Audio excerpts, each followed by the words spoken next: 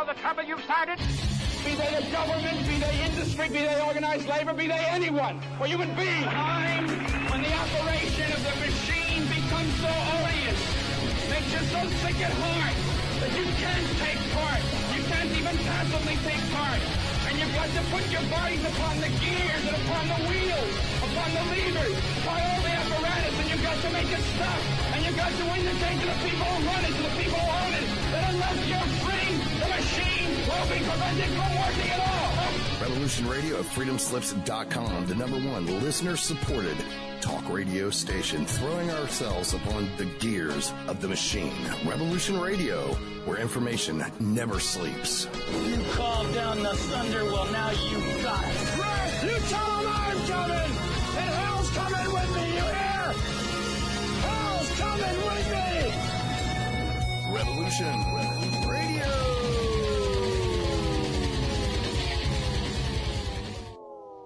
Mini Ice Age Conversations podcast.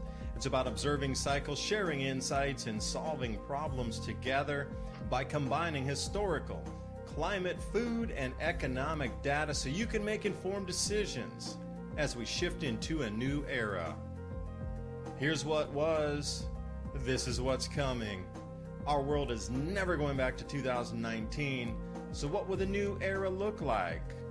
And most importantly, what is immediate that will affect the pocketbook and the outlook into next year so we can all get ready? Thank you for joining. I'm your host, David DuByne. And I do welcome you this evening, this morning, this afternoon, wherever you are on this beautiful blue planet. I have with me tonight Ransom, Godwin. It seems that the deception is all-encompassing. Have you noticed we've been billed one thing and sold another good? It does seem that this will continue. Everywhere you look, promises being broken, social contract broken. Now what? You're going to sleep in the straw with the pigs in the back of the barn. I was reading, some articles this week, and, it's time for us to take some action here on the planet, because I look at this and they say, well, they're going to try to say that your houses aren't carbon compliant, so then they're going to become a stranded asset and you'll have to leave it and they'll bulldoze it. And I'm thinking, they're going to be able to do this globally within just a few years. It's kind of startling if they're able to. But we look at so far the infiltration of global governance into the systems of our world and our life. What happened? Just the simplicity of leave me alone. I want to go prosper and make this world a better place. And you remember what it was like back in 2015, 2010, 1999, for anybody old enough? Anybody remember 8-track cassette tapes? Well, maybe if not that old. But what happened to the world? Like, the contract has been broken. So as we look at the resets of sorts, this monetary system reset coming in, it needs to be accompanied by something larger. Always has been, always will be. Look after World War I, look after World War II, and now the reset's coming once again. So Ransom, appreciate you joining me tonight. There's been so much movement on the economic front, which I know you're delving into, and the way that so quickly our world has moved into this confiscation phase of everything, of suddenly unelected officials are able to tell us that our homes are no longer compliant, that we'll have to give them up as a stranded asset, and we won't even be able to pay for it because it won't be carbon compliant. I don't know about you, but you know what? Time to flip them the bird. I agree. I just paid my taxes. So, I felt like I was, oh yeah, I forgot I didn't really own my land. I still had to pay rent anyway. No, I'm just joking. I'm sure everyone's irritated when they pay their property taxes. But yeah, speaking of resets, I don't know how anybody could deny that we're not like in a full swing reset. I mean, just looking across the board at everything financially, with the agitation of countries allegedly, unless it's one big scam. And I kind of feel like that because the more I delve into history, the more I realize that there's this plot going on in the background, and the force-fed history that they give everybody, kind of like the television version of it, for our era, is it's just a big fantasy fairy tale. I mean, like, for example, I just recently got to visit all through the Yucatan, and they have all of these ancient sites there. There's Mayan, there's Olmec. A little further north, they have some, that were both Aztec and Mayan, etc. But just going to the sites, the entire history there of the place is, in my opinion, is just a fabrication. It's just kind of a made-up story by a few people that decided they were in charge of telling the story. Just looking at, a couple of the sites, you can tell that there's some major things that just don't make sense. Like, for example, I went to a temple and I was listening to the guy talk about, well, and the literature at the monument. There's also literature, but it's talking about how the temple that I was at Tulum was of this, deity dropping from the sky, and he's supposed to be descending. And then, I'm sitting there on the coast and I'm looking out from this building and I'm realizing, there's this big old shelf of really shallow ocean, teeming with fish, teeming with life. It's an obvious little port for trading. It's great fishing, I'm sure. And the jungle is so hot, even in the wintertime, that just going up to the edge of the coast and getting some of that breeze in the shade, it's like an air conditioner. It's like the only way to cool off. But I'm looking at the guy that they're telling me descended from the sky in this fantastical way, and I'm realizing it's a guy diving. It's a guy diving, and he's on the coast, and I'm at the temple where they put the little thing up there. He's diving for food. He's got a little spear in his hand. It's ridiculous. And then the fact that the site is supposed to be made by a Mayan people, so you can see that the site is indeed a Mayan complex. It's like rough cut stone and limestone mortar, and it's really rough masonry. It's really impressive, but it's not like there's no flush. There's no, level. There's none of those kind of concepts incorporated in the building. And then I go over to the other site at Chichen Itza, and what you're staring at in the middle there, the giant pyramid, is obviously not built by the Maya. It's a fine cut stone super calendar, and it's been destroyed. It's been attacked, and there's patches all over it of this kind of rubble masonry style where you could tell. There is your evidence of one great reset. An empire fell, a technological empire fell at some point, and I'm going to say it's the Olmecs just because there's not another name kind of to give them. And then the Mayans just moved in. They either did it themselves by force or they moved in afterwards in a collapsed society and just took it over. But either way, there's just evidence of this great reset that already happened there. And you can imagine that if the forest has overgrown these cities, because everywhere you look around the place, there's temples that have yet to be dug up. They're just not doing it. There's no interest in it because it gives a lot of evidence of these massive empires falling due to circumstances on the earth and war and the same kind of stuff we're dealing with today. So when you imagine the amount of food that had to be produced for these cities at one time, you realize that they had probably a farming epidemic. So if any kind of quote unquote climate change happened, it would have knocked their empire just right over. And then it and you can see just right there, there's two civilizations living right now. And we keep getting this argument that, in the past, there couldn't have been this pre-Diluvian technological civilization because, we were in the Stone Age and blah, blah, blah. But I put to you that the exact same thing's happening right now. The same old stories are repeating themselves in this reset. And you can look around the world right now and find Stone Age cultures that are still living in the Stone Age. There's the Sand people. There's people in the Amazon. There's, numerous of these Stone Age civilizations living side by side with the super technological civilization as, like Dubai, for an example, or, Shanghai or something, one of these giant cities that have a super technological thing. So the evidence is there that we're about to do it. And they're kind of feeding it to us in this little narrative where we don't pay attention. And I kind of want to get into some woo-woo later about, I think I kind of saw through the whole plan, ironically, on this trip, about what the world elite are actually doing in the background. Meanwhile, when they give us this fantastic, theater of war and theater of culture that they just shift and change. It's just the biggest distraction that there is. It's the biggest form of bread and circus. They turned it into a technological weapon against the people. And, I'll go ahead and let you have some thoughts on that. And I'll get woo-woo with you in a minute about the plan I think that they have. And it has to do with the Olympians, the Olympics and the Olympians and how that got started and what they're doing today, this is how it started and here we are now.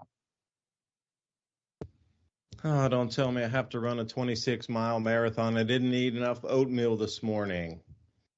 Come on, dude. You're pushing the pedal to the metal. I'm not ready for that. It's like you're a morning person. I'm an afternoon person. Sheesh. Again, what does this world entail for us?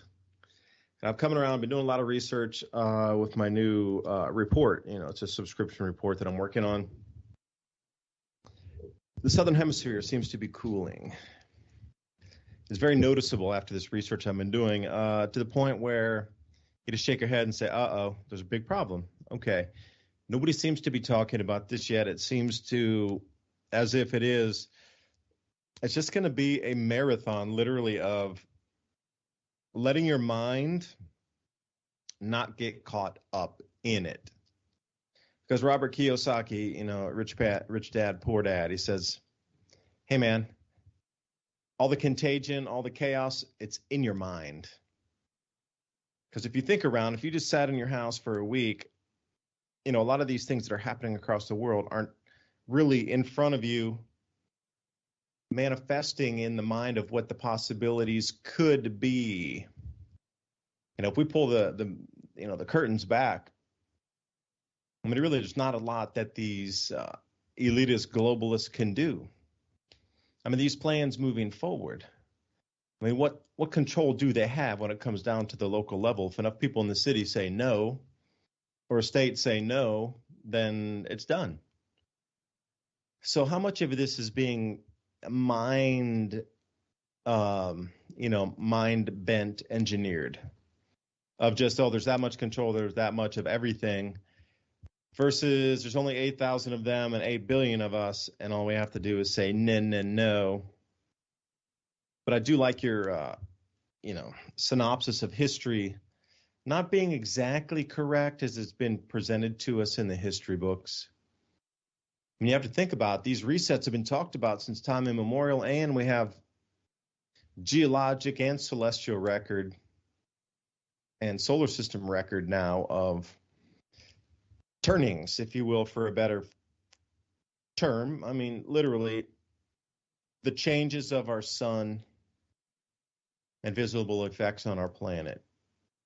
Because I'm sitting here, what was one thing that they told us about the sickness all during 2019, 20, 21, 22 now?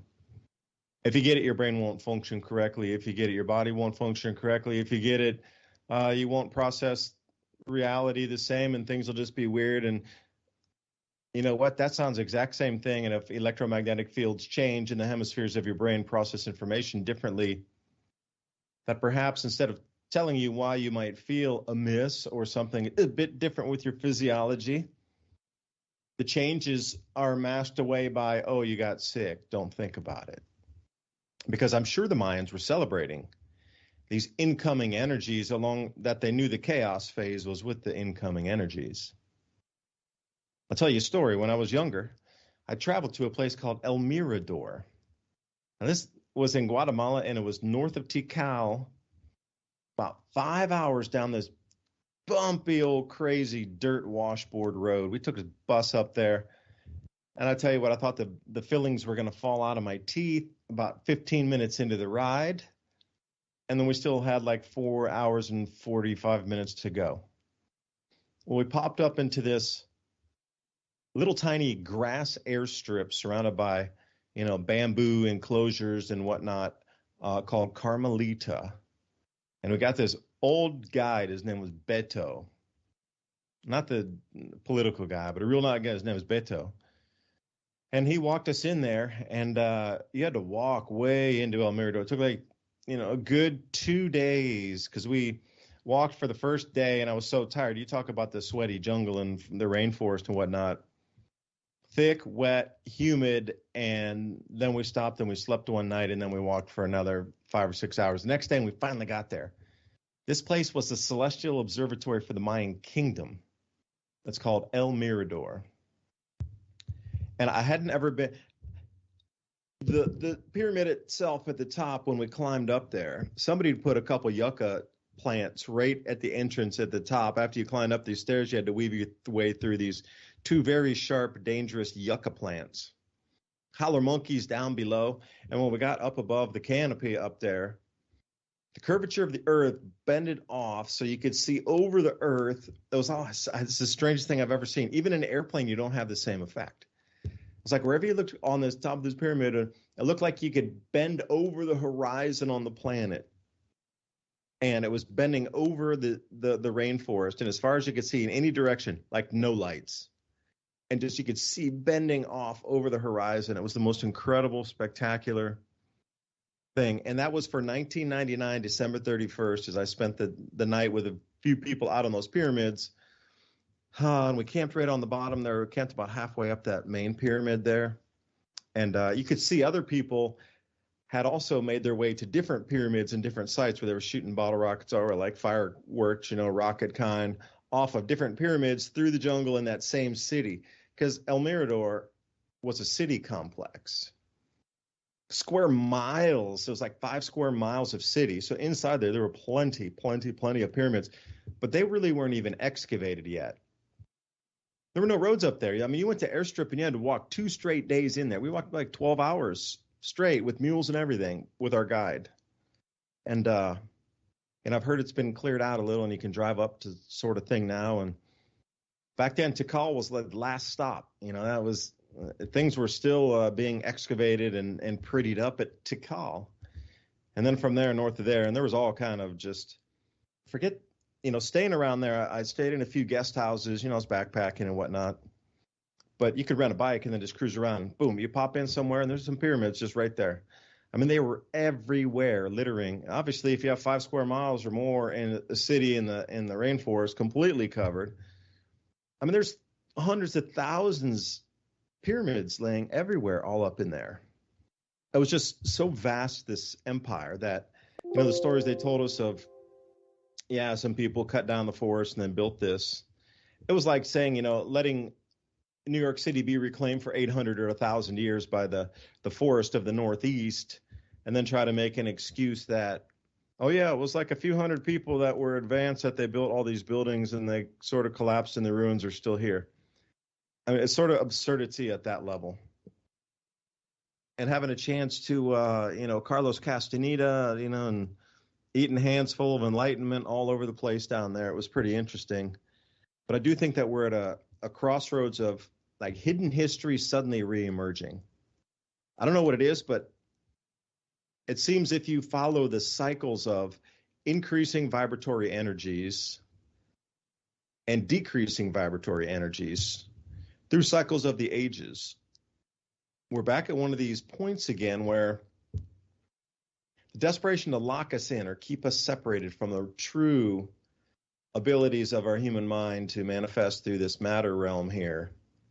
We're at it. And there's just a very, very, very, very, very, very, should I say it again? Very short window to hold back us as a species or try to change us as a species, not to be able to go through this same upward vibratory circle of life again, if you will. Because you have to think about the cycle of life of a human and the turnings of the human lifetime. You come into the prosperity, into the collapse phase, into the depression phase, and into the exuberance phase. Well, again, it's the same thing. You're born. You come into your teenage years, your middle age years, your late life, and then into your, what they say, silver years, and then you return to the Creator. Think of that on a short scale, just a human lifetime, 80, 90 years. But then also think of it as a longer time scale too, 12,500 years. You can go micro, macro on this thing in terms of how far we want to go with it. And some of these energies are not going to be stoppable. They're putting up all these 5G towers and trying to create an artificial grid of vibration on the planet's surface. But at some point, there's going to be a wave of energy that sweeps through, that actually rides through the mineral composition of the crust, that is going to be subsurface of that will create a vibratory field that will come out of the crust. So at this very, very small juncture, and I'm not sure exactly how many years it is, Ransom, but I would ask you to guess with me since you wanted to go to the woo-woo. Like this artificial grid of vibration that's locking people in and changing consciousness, if you will. Like, I just don't think this grid can last for longer than about, I don't know, max 10 years, because it's just feasibly impossible that these increasing energies and all the changes that we're seeing inbound, with cycles foretold for thousands of years now, that these little 5G towers are going to stop an awareness that sweeps through an entire solar system. It's literally going to ride in the crust of our planet. The metallic elements of our crust are going to start vibrating and glowing, moving faster, and that'll also have an upwelling effect. More volcanoes and earthquakes, but that's going to rise off the ground taller than a 5G tower. That's all I'm going to say, because I've had a couple of strange things happen to me in the last, say, 4 or 5 months that I've noticed. Every time I get into a heavily 5G dense area, I get scatterbrained, where it's like I'm outside of my body, where I'm walking off either to the right or the left of my physical body. My conscious body is outside the physical body. It's like a substrate that's separated of anywhere from 6 inches to a foot, and I can feel it. Once I leave those areas, it kind of smashes back in on itself again, but it's not an exact realignment again to perfection. It takes me a little bit to get back out, to go to nature and try to decompress a little bit and listen to some meditative music and all kind of different vibratory musics to get me back in and kind of bring myself back together again. And I truly mean that. And I'm trying to describe it, but I had a horrific experience over in Nashville that really, ended up getting sick after that. And it was all because of the vibration. And, every time I get into these heavy 5G areas like Knoxville downtown in Tennessee or Nashville, you get in the soup, really into the soup, and you can feel it. It's almost like you're walking on a ley line. But once you get outside that vibratory area, things start to subdue. And I remember that one time driving out of Nashville, I could feel it all over. It was just like icky energy. And when I say this, I mean like icky. Like it was really, truly trying to separate the spirit vessel from the physical vessel, the vibration, whatever soup was there. We drove about an hour and a half outside Nashville because we always take the back way. Through the nursery. There's a bunch of tree nurseries and greenhouses, and it's up a little plateau up there, and it's a huge amount of agriculture, real cool, like super country roads, beautiful farms. So we come back that way, and about an hour and a half out, boom, it turned off. And you could feel it turn off so cleanly. It's the same way. Whatever this interference pattern is that's on the planet now. So, Ransom, sorry on that last one, but I will ask you again, like, how long do you think this 5G network can actually interfere with changing energies coming through on the solar system level? Because it's a last-ditch effort to disrupt humanity as a whole moving through the next several thousand years, because we're up and away from here.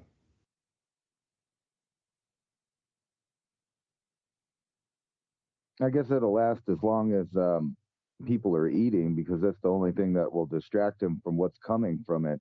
Not even on the 5G, what it could be broadcasting that we don't know about. What we do know it's broadcasting is super fast internet of mindless content and fear-based news cycles. So it's the vibration, regardless of whatever the mechanical job that may or may not be on the side, which a lot of people believe that it's broadcasting more than just internet. But say it's just internet for argument's sake, and what's coming out of it is high speed conformity, high-speed disinformation, high-speed irritation. I'm going to call it irritation because it's rare that any good news stories are coming out of any of the mainstream media outlets. And all of those outlets, pretty much you can boil down to the same source. And now we're talking in robotic kind of speech, the source of everything that we're getting on this planet that's coming out of the 5G network, the Wi-Fi, all of these other programs of instantaneous data transfer is no longer the same source that, we came from. So we're at what the industry is now calling a holy grail moment. And this is an article from the Washington Post that just fits right into what you were saying, and also what I'm about to woo-woo with here. So human versus robot, the battle reaches a turning point, what they're calling a holy grail moment, when it's cheap, efficient, and easy to have a robot in a small station that does the exact same job as any low-paid, low-trained, low-skilled worker can do in a factory position. It's not only cheaper for the energy output that it takes to make the machine operate, but its dexterity has reached the point that they no longer need human hands to complete most of these tasks that these robots are fulfilling. So there's industry just for chance. So let's get back to the real world of billions of people on the planet with all of these dreams and aspirations of using financial systems to get the holy grail, so to speak, of spirituality, because that's basically what the chase is that human beings have. And now it's been hijacked by a technological system of distraction and, I'm going to say fantasy. But anyway, here in the background of, the fantasy, household wealth dropped by 13.5 trillion from January to September. Second worst destruction on record. There's part of your big reset. It's going to get really cold this winter in Europe. And you know what? A lot of people are probably going to get sick from this, that, or the other thing. And they're going to have a hard time finding antibiotics, as predicted. Also on the show, we talked about how the pharma is going to be hard to get. And then you look right here, turmoil in the world from, political standpoint all the way to financial. Brazil, the world's biggest beef exporter, is turning away from meat. You can go on these dystopic nightmare headlines that are coming out of the mainstream media, but not just the media. It's all coming from the same source. So the governmental, the medical, the media outlets are all pumping out the same message from the same source. Head of German state restricts hot water and the shower time to 2 minutes amid energy crisis, even though, they've been trying to claim that it's not really an energy crisis. But yet when we say it's an energy crisis, you're supposed to be afraid. But if you claim there's an energy crisis, you're just, fear mongering. Dutch government attempts to forcibly close 3,000 farms to comply with green agenda. That's the second country that's now doing that. And then in the backdrop of all of this, we get another, I'm sure you've seen it, an Event 201 like fake, scenario of another catastrophic contagion that goes worldwide. This is from the people that brought you the Event 201 that, eerily predicted the very next 2 years of things that would happen as far as what they were talking about, which we all know is the new reality. So catastrophic contagion, and they're really pushing that idea. So this is basically the same thing as the Event 201. It's by the same people. It's a Bill Gates funded think tank that fakes the thing with fake news and, the whole thing, where they rub it in your face that, yes, they can make it. Now let's get to the woo-woo part.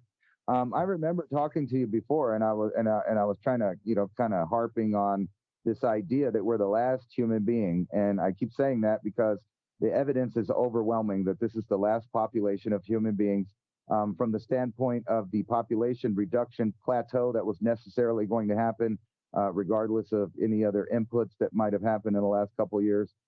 Womb with a view, Ecto-Life baby farm eliminates pregnancy and labor. And this is exactly what I'm talking about. We're technologically at the point now of the ancient stories of the gods being able to manipulate life itself.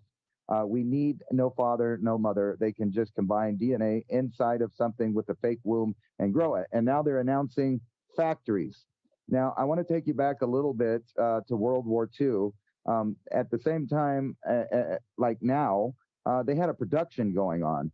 And the reason I say that is because when you really look into the movements of World War II, you'll realize that the same financial sources, we go back to that technological word, the source, the same source was pumping arms and money and agitation in both directions until the world was at war, the theater of war. But in the backdrop, what they did is they put up a fake boogeyman and a fake party with, like all kinds of weird, nonsensical interpretations of history, and they called it a certain group. They were socialist. I don't want to, say the key word, but everybody knows who I'm talking about. And they reigned to power really fast within a decade, even though their country was bankrupt and broke from the last theater of war. But in the backdrop of that, everybody talked about war. We hammered everybody with, who invaded who and why and et cetera, and write it down as little historical factoids like we have with our history as a whole. It's basically just a semblance of who won what battle, where, and when, and whose people were they from. But something was going on in the background, and it was completely scientific in nature. There was all kinds of medical experiments going on in the background. There was a massive search around the globe to find the roots and origins of all people on Earth. Also digging up artifacts of ancient world to find out bits and pieces of information from their world. And then they create this thing called the Olympics. And we all know that's a direct reference to the Mount Olympus, where the gods lived. So the people that fought in this game, or the ancient game, or even competed as far as demigods and gods, were from Olympus. They were Olympians. And we create this thing that basically takes a tiny, tiny portion of a population of a certain area on the planet and gets them together, and they compete. And it shows the example of the awesomeness of the different diversity of humans. But not only that, it showed every single superhuman kind of talent out there. And for example, like, a Kenyan can undoubtedly, inarguably run further at a long distance, the majority of their people, than anybody else on the planet. And you can go on and on with examples of how there's a small, teeny tiny portion of the bell curve in each population that can do superhuman things. Now, they invented all of these medical programs, and everybody, forgot conveniently what they were doing. And now we fast forward to our time, where there's the same program going on in the background, and they're getting little bits and pieces of every single human being on the planet at the same time as they're talking about a great reset and how they have to cull the population. So it's not too far to think that these programs are still in action, and what they're trying to do is literally find the Olympians so that they can find all of the genes that may cause them problems, not because they want to, make human beings better, but they want to find all of the single threats out there that may or may not mutate into another species. And they are terrified of this. And it's not only on a mental aspect, but a physical one. These things that, different human beings of different populations of the earth are just better at than other human beings. And there's no reason to, get weird with noticing that someone has a talent that someone else doesn't. But they know that. And now we're to the point where they're talking about completely programming the human being, not only from the outside, externally, through this 5G network and the internet and politics and media, et cetera, but internally with their DNA using, memory RNA programs is one way. Gene editing, just like the Chinese admitted, yes, we created some, embryos and we edited the DNA in it and we rearranged it. No biggie. Forget about it. Go back to sleep.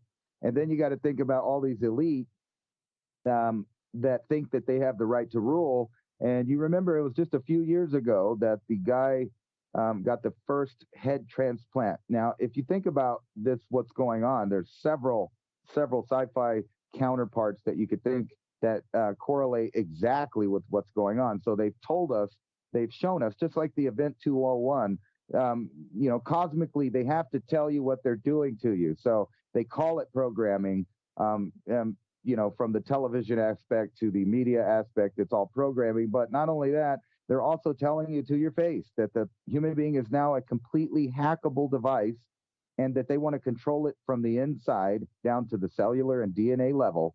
And what this is telling you is that they have no need for humans anymore. We're at that point now. They have robotic assistants. We're finally at the technological point where they can turn off this program. They don't really need it. So I would say that in the next 20 to 30 years, just like they say themselves, they are going to exterminate massive populations with programs of hunger, war, and then, of course, on the side, you have them basically chemically sterilizing a big portion of every first world country, and then now threatening us with, nuclear war, which, if you think about it, they've already kind of, if you follow the science, like they like to say, if you follow the science, we know they can pop about 2,000 of these things over the course of the next 30 years, and there will be no real serious ecological impact to the earth unless they bust out the big boys. And they even have some that don't even leave lasting radiation. So if they wanted to change the population in an instant, all you would have to do is tell everybody to go to the northern hemisphere, where it's going to probably get a lot colder, because they've been lying and telling you it's going the opposite direction. And I showed an article there of how they've been hiding the sea ice growth since about 1979, because that was at the peak of its melt, and they just started it there. So, everything looked like it was going downhill from that point. And they've just been lying about it since then. So the earth and the climate change that's going on is not going in the direction that they are saying it's going. It's actually probably going to go in the opposite direction, which makes a nightmare for the northern hemisphere, which is the same place at the end of the Hunger Dryas, the same almost event happened. You can say it was natural, or, there's some fanciful theories out there that it might not have been natural, but in a sense, the same thing's about to happen in the northern hemisphere. Massive hunger, disease.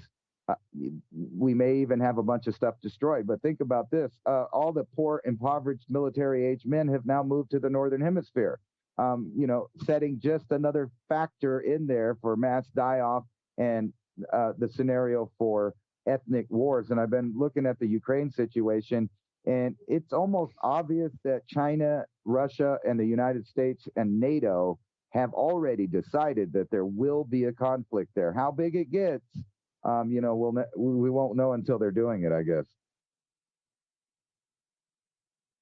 Well, it'll be brought to you on the tube with all the newscasters telling you how to think, how to behave, what to feel, what emotions you should feel.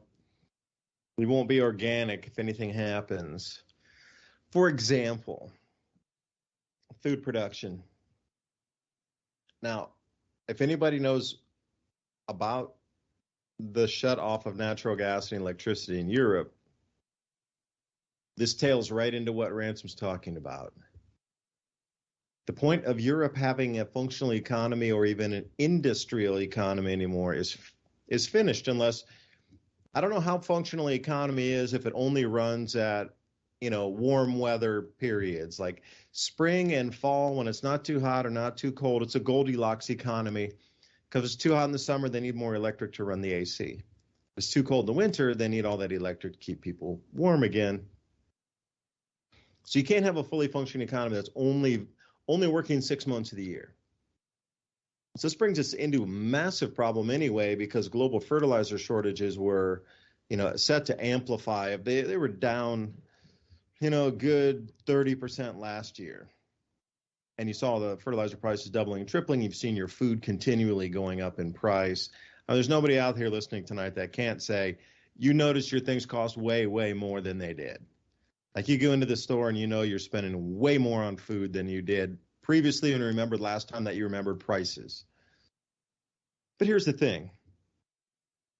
At some point, you have to have some rationale and common sense moving forward. So, Zero Hedge had an article up here. The EU agrees to the 9th Russia sanction package after fierce division on food and fertilizer. So what might you ask this conundrum they find themselves in?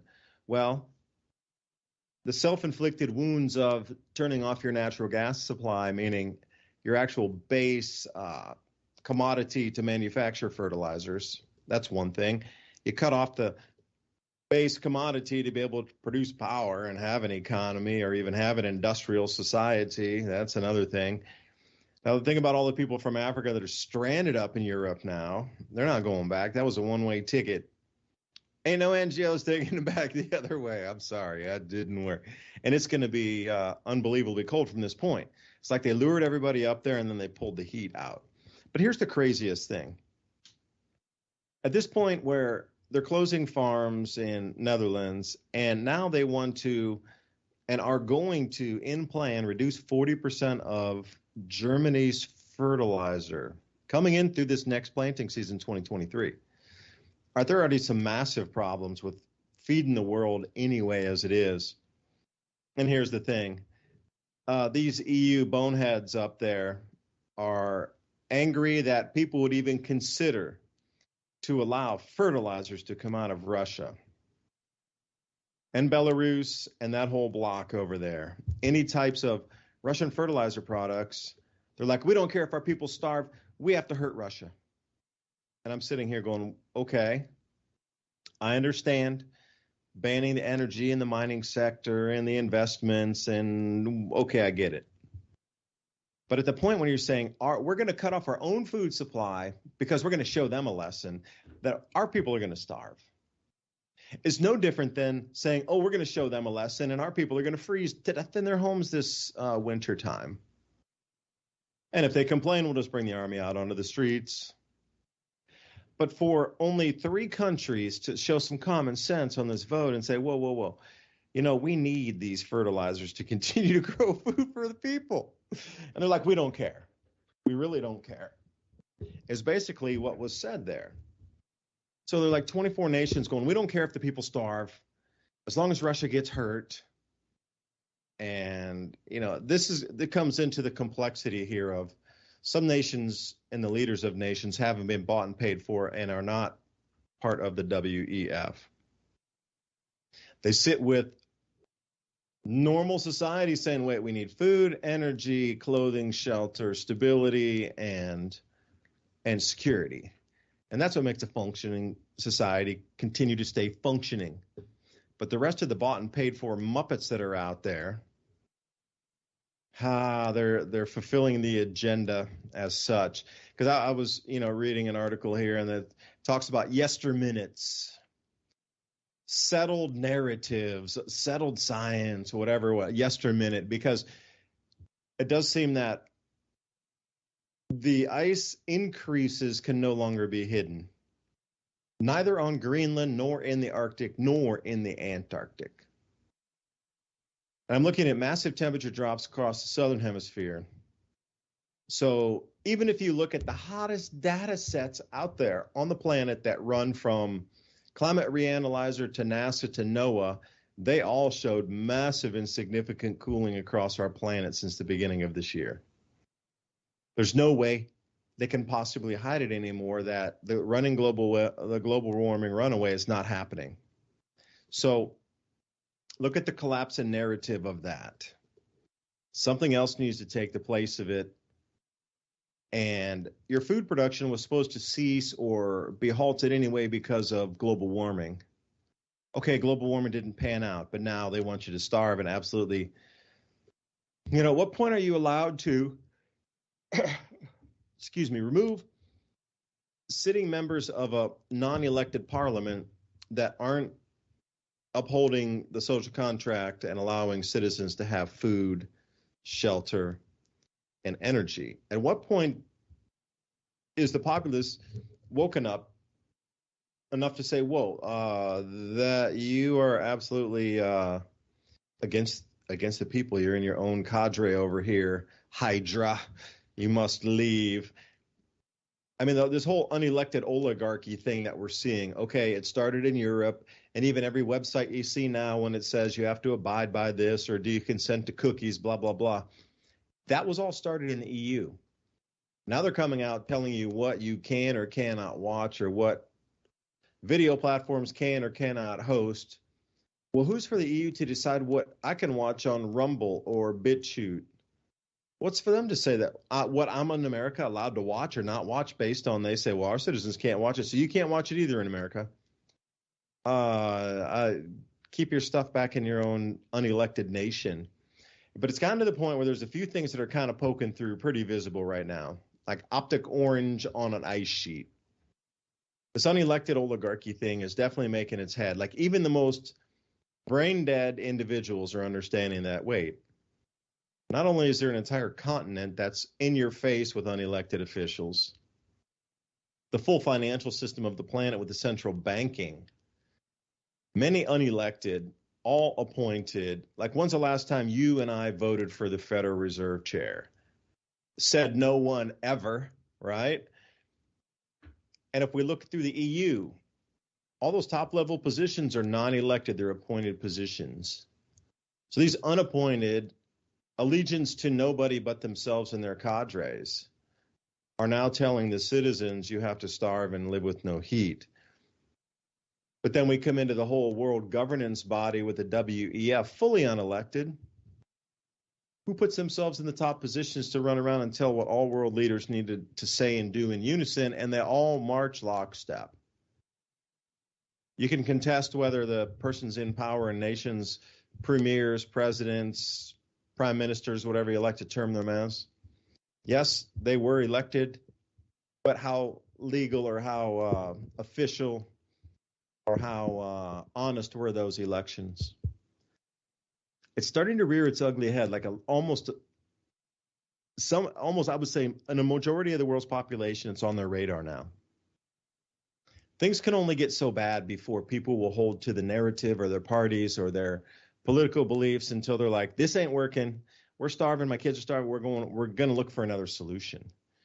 And I don't know why they're pushing everybody into this corner when obviously it's spawning a huge awakening.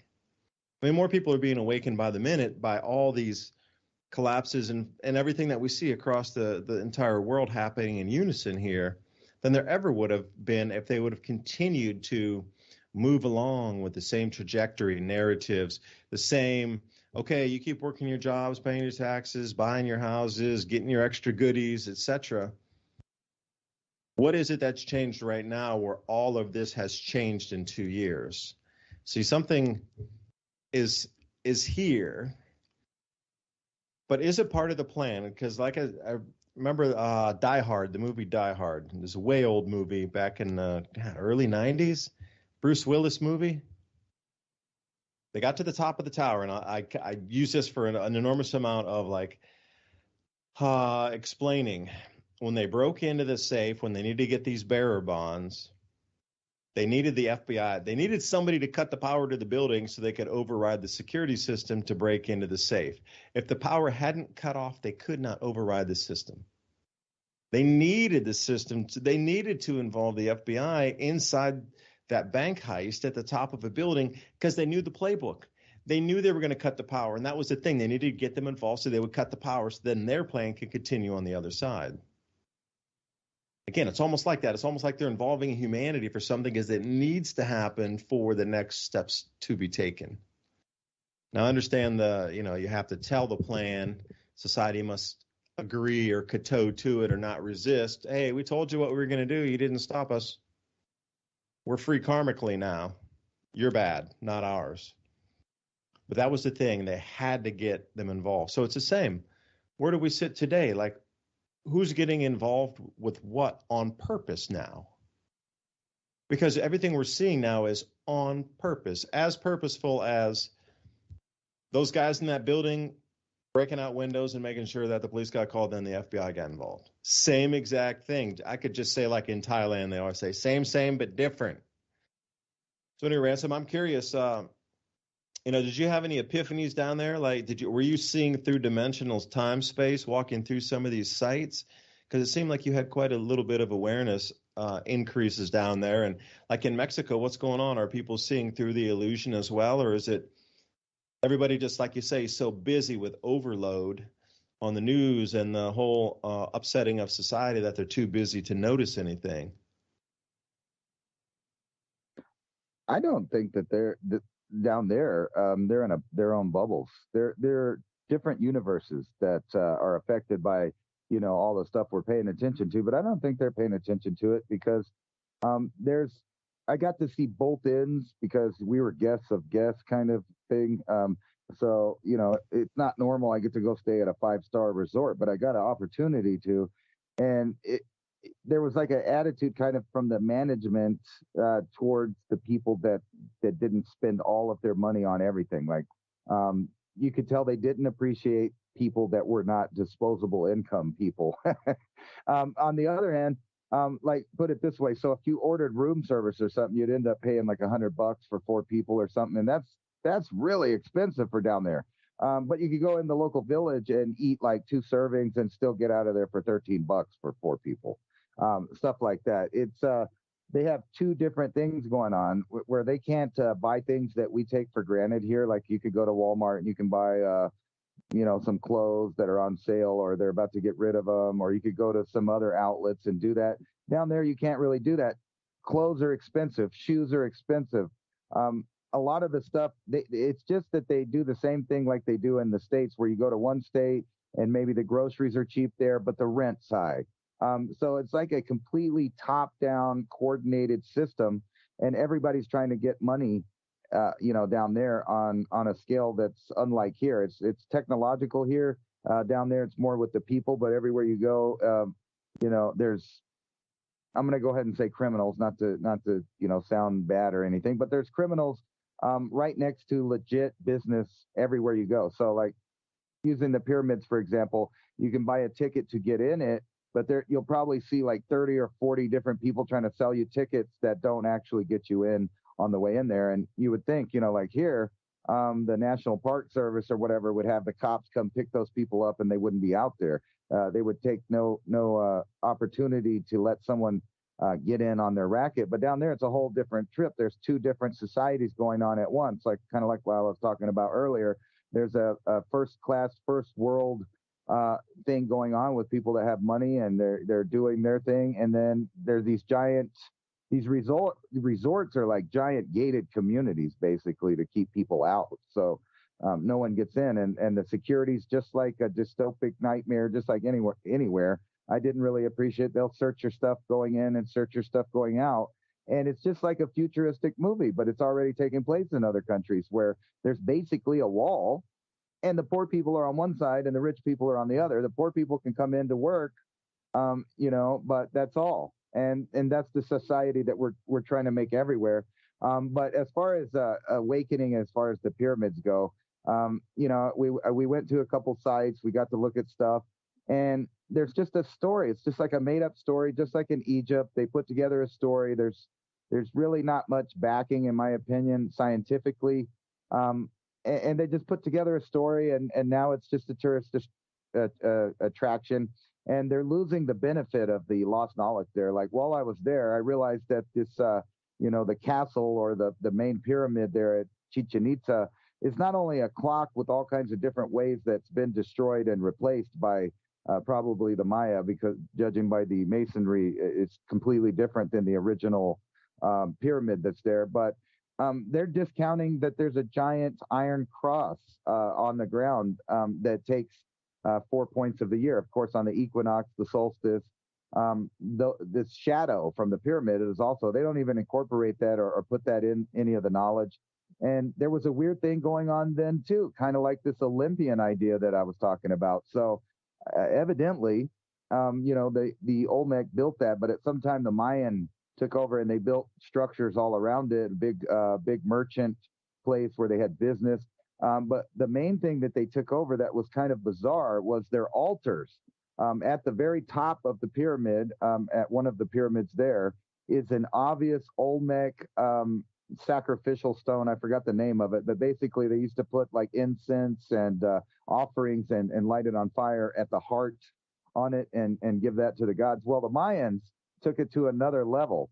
What they would do is stretch a guy up over it, and they would cut him all over his body, trying to make him die the slowest possible to get the most fear reaction out of the crowd. So they took it from a scientific kind of culture and brought it over to a fear-based culture at some point there. And so the ball court, who knows how it originally got played, but the way that they made it, and even the guide was talking about this, is that they would pick out all the best, strongest, tallest men from the tribes around there, and even out of their own tribe, in fear that these people with bigger muscles, taller things is a threat to power. So those are the people that got to play the great game. And, of course, the winners, they didn't have too good of a future either. But the whole site, you could tell that there was a reset and that they were using the same exact tactics they use today, kind of where you topple a civilization and then you reset it in a new image with the new format. And it's the same thing today. So they're trying this great reset. It's just like a computer with a new program. You have to shut it completely down and stop all other programs and turn it off before you can reboot and reset and have a new program running. So that's the stage that we're in right now, is the shutdown of the program that we've been in. And now they're about to reset it with a totally new program. And you can see what they're doing is not in the favor of, the natural living man. Yeah, I'm wondering, you saw the masonry difference. Like, how many cultures? Okay, you got the Olmecs, the Mayans, Aztecs, not that far down, more Mexico. But I'm wondering, how many layers of cultural layers were there? If you're seeing visible differences in the way stoneworking was done and the masonry and the actual, concrete, for a better term of it, to plaster that all together, like, how many layers were you seeing in there?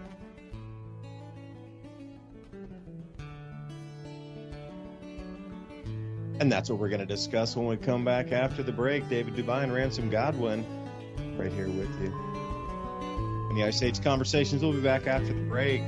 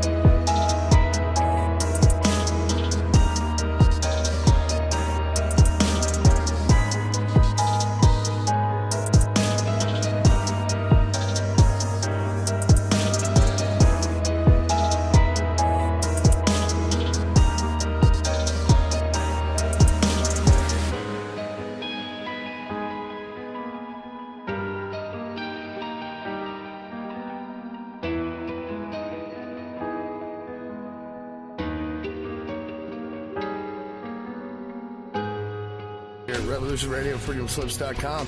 And yeah, we're going to get back to your host.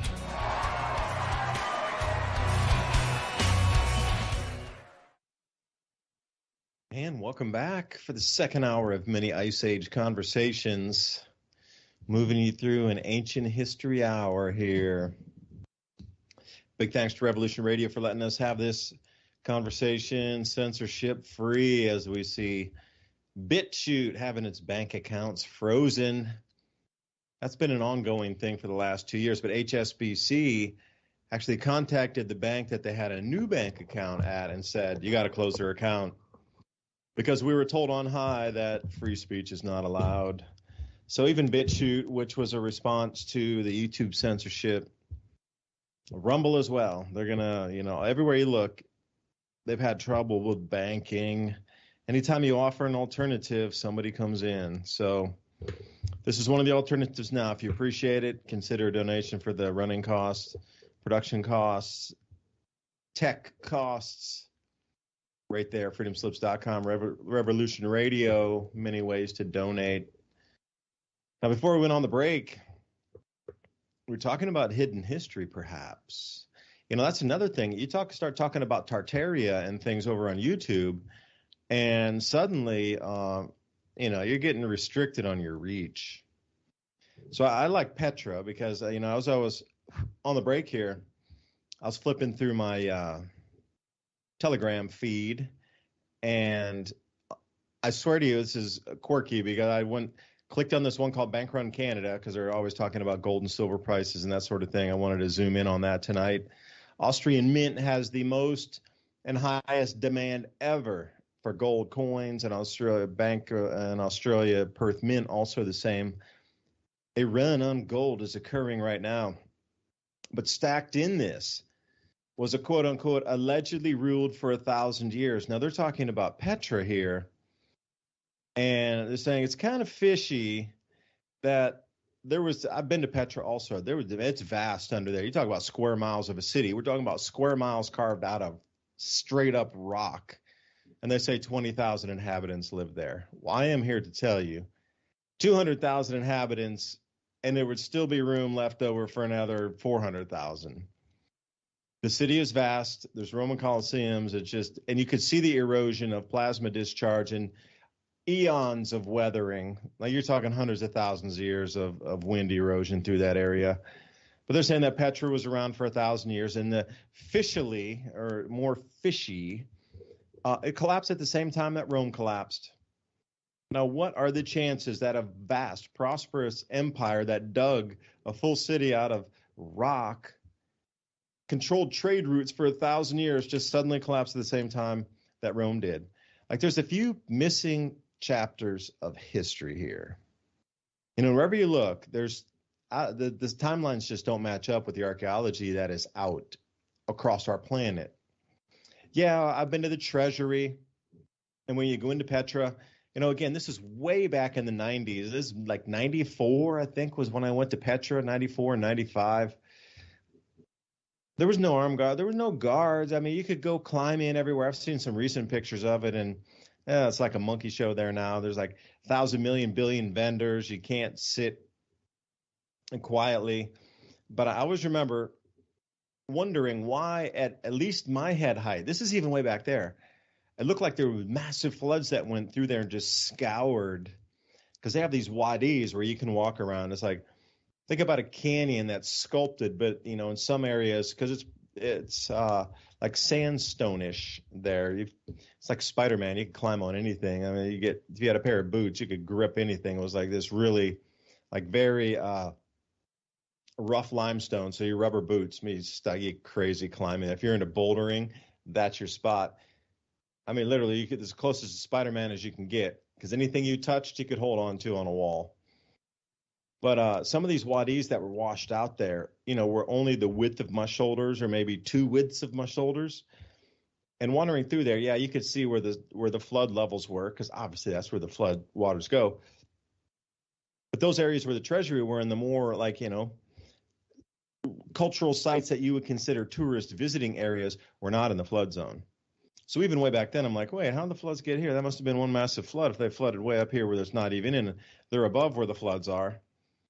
And I'm like, why would you build such a thing where there would be floods? And then the Colosseum down in there too.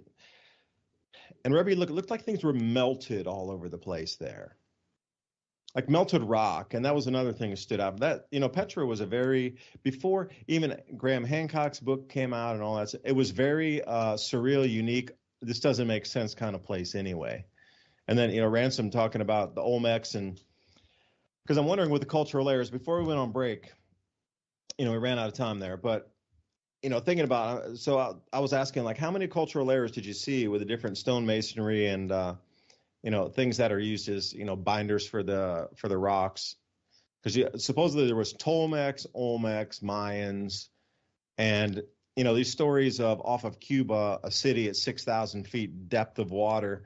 That would have been a crustal deformation event for sure, where there would have been a city above ground, and then that would have sunk underwater. There was no like earthquake where it slid in the ocean. I mean, the whole crustal plate just sank. So I'm curious what you're really seeing over there. That, because you got to realize, when I did all this same traveling up to Mirador, that Graham Hancock's book, Fingerprints of the God, was just barely out anyway. And it was the thing to read. And after I read it, I was shocked. I was like, yeah. All these things. Yeah, saw it over there, saw it over here. But it wasn't to the level of today where you can get on the net and really do a ton of research. It was on your radar, but it wasn't like researchable as such, because so much was controlled. There was only a few things on the net at that time about history. You got to realize the net was pretty new then. So Ransom, what kind of cultural layers are you seeing? More than 3 time periods squashed on top of each other or overbuilt on each other? Or was it 4? Was it 5? Or what'd you really see or notice now that you're noticing it and looking for it? That's the difference. Well, it's kind of hard to say, because we went to, I've been to 3 of the sites in Mexico now in total. So there's Tulum, Chichen Itza, and we were at Teotihuacan not too long ago.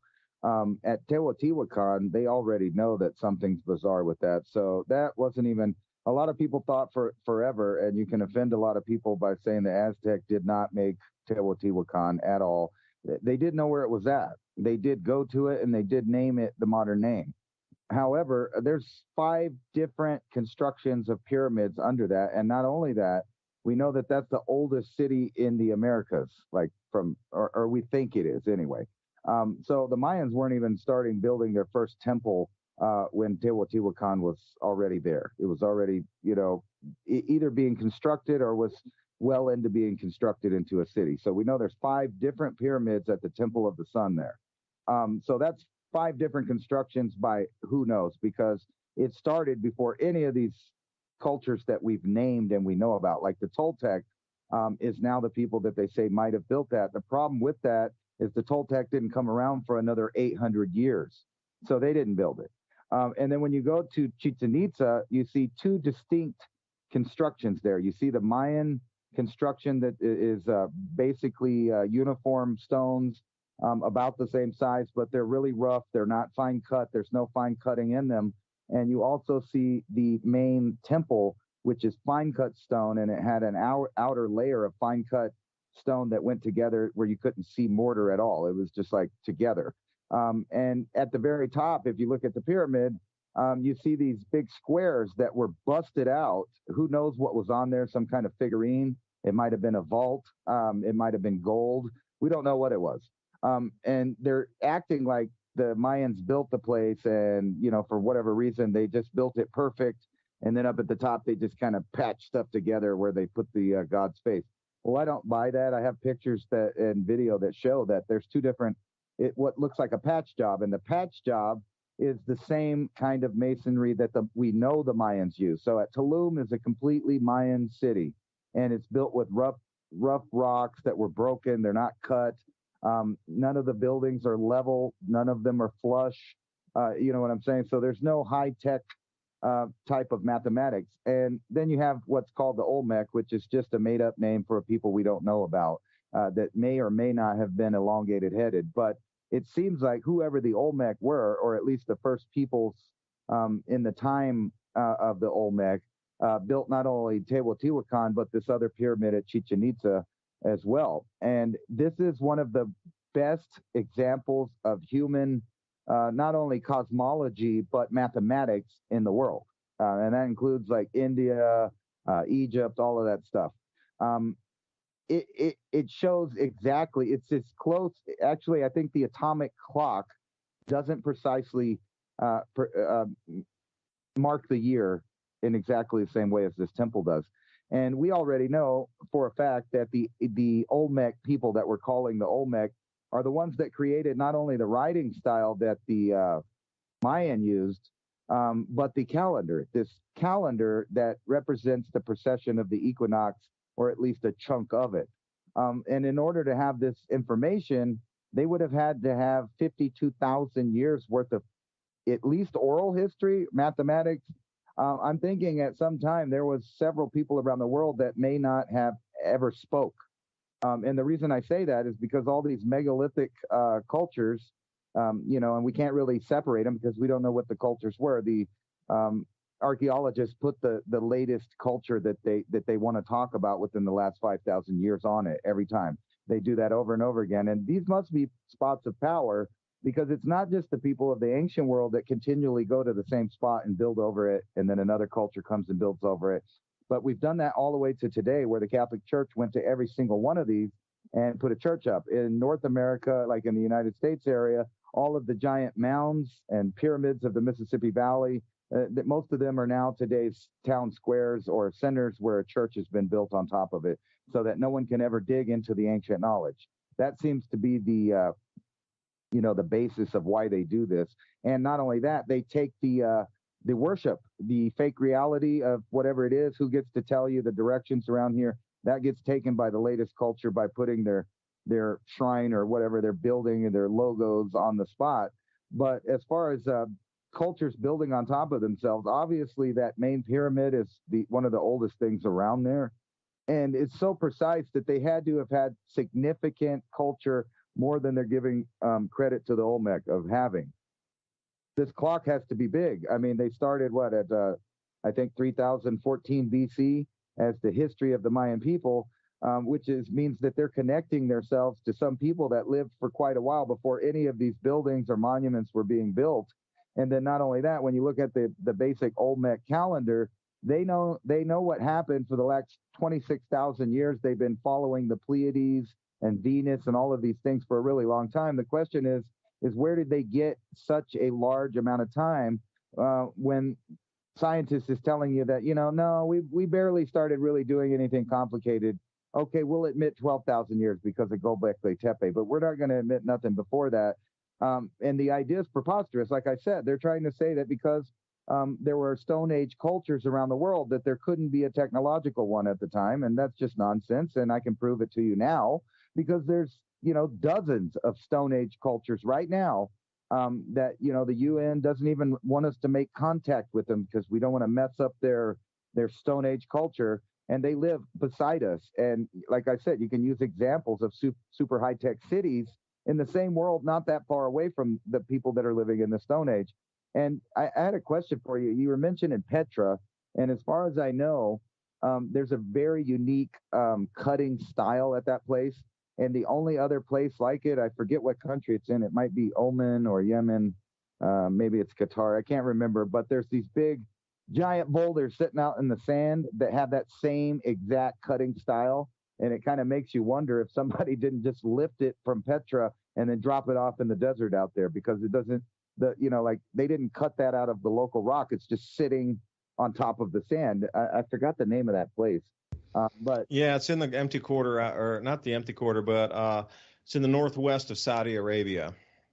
Yeah, I would like someone to explain how that same thing just appeared there. I don't buy that they just found that giant rock out there and they cut it. It had some kind of significance. It's almost like someone placed it there from a different spot. I'm not saying that happened, but it sure does kind of appear that way, that you would have the same style so far apart.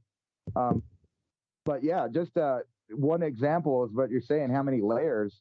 The Teotihuacan, for sure, not only shows high technology there because they had the use of mica and mercury. So there's something at the bottom of the Sun Pyramid that no human, or at least human from the past ages, could technologically get in and see what it is. They'll die. They'll go crazy. So for whatever reason, they put a giant mercury pool there. You see the same thing in the Chinese pyramid that's now covered up with the forest and of the emperor. They have a bunch of it over there. So there was this worldwide culture that got reset. And the reason I say that, I think a lot of people joke about this awakening. Could humans get to a point where we could be telepathic? Well, the transhumanists are trying to hijack that and make it possible, but only through a technological version of it where they could spy on it, control, and program. Evidently, this already happened at one time on this, but it was a more of an organic thing. And the reason I say that is, how else could you build some of these things without a written language? How could like things like Pumapunku or Cusco, or the great stuff that's behind the Great Pyramid. I'm bad with names. I always forget the names of stuff. But right behind the pyramid, you got these gigantic, perfectly cut, giant megalithic work that's all over the Giza pyramid. It's buried in sand still. And just like Teotihuacan, it was covered. And just like Göbekli Tepe, it was covered. Pumapunku was covered. All of these places with megalithic high technology was completely covered in soil, either on purpose by people that were trying to hide it, or some kind of giant catastrophe that was felt everywhere in the world. And that's one kind of natural reset. But think about the reset of the knowledge there. Whoever built this had no written or no evidence of a written language. They didn't put writing on none of this stuff. How could you do that without plans? Without and then the idea that they had no they must have had a lot of modesty, because no one signed it. No one said, like, this people made this, how we do today. And even in the Mayan era and and you can go all around the world, these human cultures that show up, find this stuff, try to uncover the mystery of the last reset, they start writing on it and changing the story. We see that in Egypt, we see that everywhere, all the way to today, where modern day scientists are trying to retell a story of, the climatological, or if I could talk, the climate and the geology of the earth. They're trying to rewrite that story and tell you another story. And so that you feel like, you have to have this fear-based response to today's going on. It's like, they lie to you about the sea ice. They're lying to you about the temperatures. There is climate change. We know that. We know that it's been constant throughout history, and that these empires rise and they fall.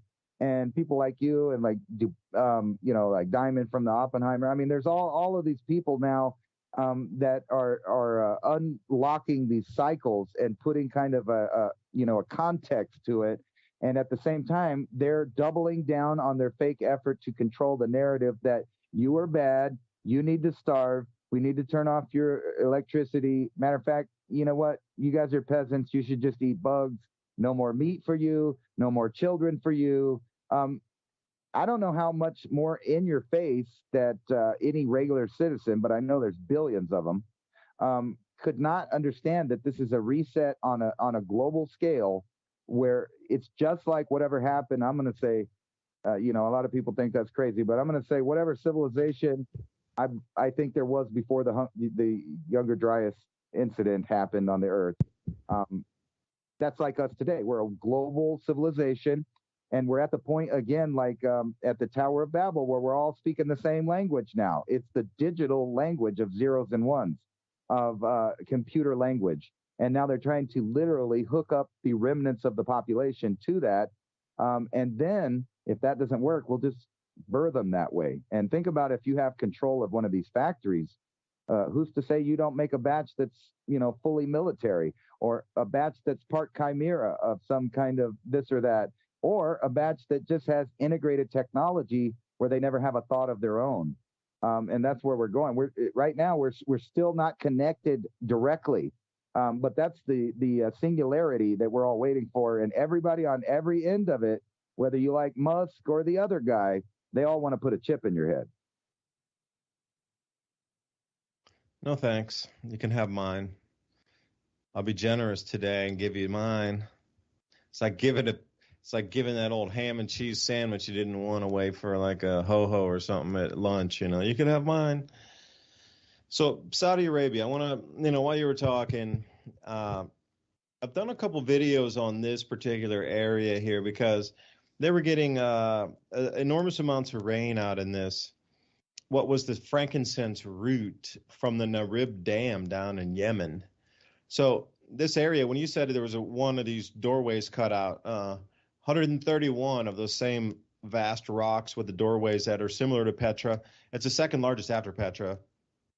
The Nabateans controlled this area. Now you got to look at some of this, stone carving that has gone on. This is massive, massive. And if you look at the base of it, even if you would consider that wind erosion, that's, 30, 40,000 years of wind erosion. But if it was water erosion, then you have to think, what kind of floods came whipping through that desert in what duration to carve that sandstone? Because when you look at the doorways in this, if anybody out there wants to go on the net and find it, it's Mada en Saleh, Madain, and then the second word is Saleh, Saleh. There's a whole bunch of like glamping and Airbnbs where you can actually stay at resorts just across from these, or even in the sand and surrounding desert, and you get these to yourselves in the evenings. There's 131 large of these, and I saw some, where there's strings of these, where it might be a rock outcropping where they'll carve 3 or 4 of these doorways, and one will be real giant, but then you'll have 3 or 4 smaller. But see, that area of Saudi Arabia before was forested. Now, not super mega forest of sequoia trees or anything, but my own experience in my back field, I was out there today clearing a little bit. We let one area go where we didn't really mow it because our mower broke down. The tree was all these new saplings that popped out were like about 1.5 to 2 feet tall after 1 year, gum trees. Well, you have to realize that for thousands of years, that area had been covered in vegetation. So if I got trees here that go through a winter dormancy period and they still reach 2 feet after a growth season of just not taking care of that part of the property, imagine what it's like in the desert where it's continuously growing and they had abundant rainfall. So what you're looking at is a massive transition of the desert landscape that ran across the Red Sea area of northwest in Saudi Arabia. That area was the frankincense root. If you go down to Yemen and Oman, frankincense is a tree, and the sap of that tree, or the resin is a better word to put it, is what was traded. They had massive, as far as I could see, frankincense plantations, for a better term of what we would know today, cultivated. But if you go circa 800 AD, they had the Narib Dam, N-A-R-I-B, the Narib Dam. And that filled square miles of water. It was the world's largest dam at the time. It was a brand new concept, damming up an area so vast that it was an inland sea. And if you look at the Gulf of Aden over there, and if you go to Aden Port, and then you just jump like 50 miles or so over that first little mountain range going inland, it looks like a circle. It looks like a dried out lake bed. Well, it used to be a lake right there. The entire area of umpteen square miles was covered in water. And this is what they used to irrigate. And see, that was only 800 years ago. 1200 to 800 years ago. Now, the stories we're taught is, those kind of forested areas or savanna type things with more than grasses. Let's say trees enough to support large amounts of wildlife, animals, people, populations, food growing in terms of like well beyond what dates would have been, but anything that you could think of. That, what do you think they call it? The land of milk and honey. It supported everything. From bees to fruits to animals and everything in between, the grains.